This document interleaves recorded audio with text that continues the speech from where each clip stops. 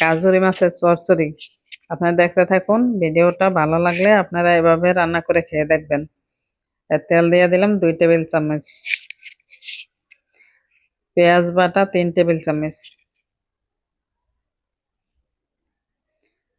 দেখতে থাকুন ভিডিওটা, যদি ভালো লাগে এভাবে খেয়ে দেখবেন। সিম্পল রান্না, অল্প মশলায় স্বাস্থ্যসম্মত রান্নাটা। 1 চামচ রসুন বাটা দিলাম।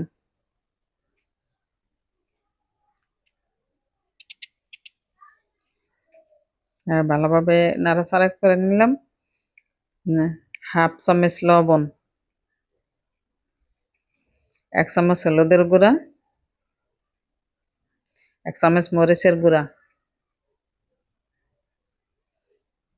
এখন মশলাটাকে ভালোভাবে কষিয়ে নেব নাড়াচাড়া করে।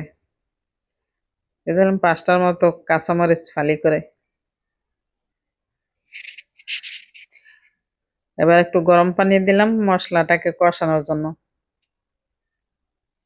মশলাটা কষানো হয়ে গেছে, এখন মাছগুলি দিয়ে দিলাম। আমি এখানে 500 গ্রাম মাছ নিয়েছি, কাজলি মাছ। আলতো হাতে নাড়াচাড়া করে দেব। এখন কাঁচা থাকতে একটু ভালোভাবে মিশিয়ে দেব, মাছটা নরম হয়ে গেলে আর নাড়াচাড়া দেওয়া যাবে না।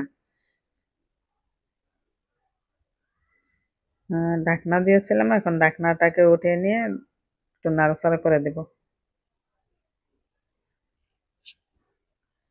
ঝোলটা ফুটে উঠছে, এখন আবার ঢাকনাটা উঠাইয়া এখন দিয়ে দেব টমেটো কুচি।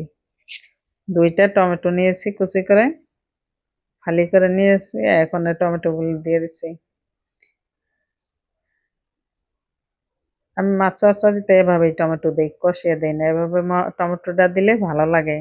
টমেটোর স্বাদ গন্ধ ধনিয়া পাতার সাথে মিশে, মাছ, টমেটো, ধনিয়া পাতা মিশে অন্যরকম একটা সুন্দর একটা স্বাদের একটা ঘ্রাণও হয়, আবার খাইতেও স্বাদ লাগে। আপনারা এভাবে খেয়ে দেখবেন।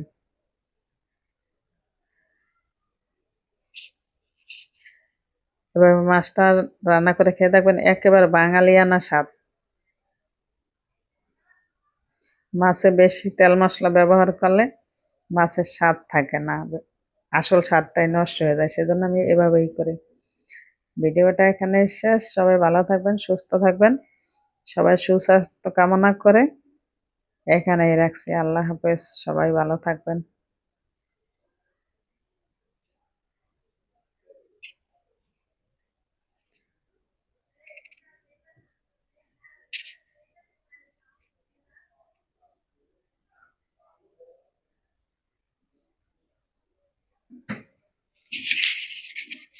হ্যাঁ, দেখেন কত সুন্দর হয়েছে।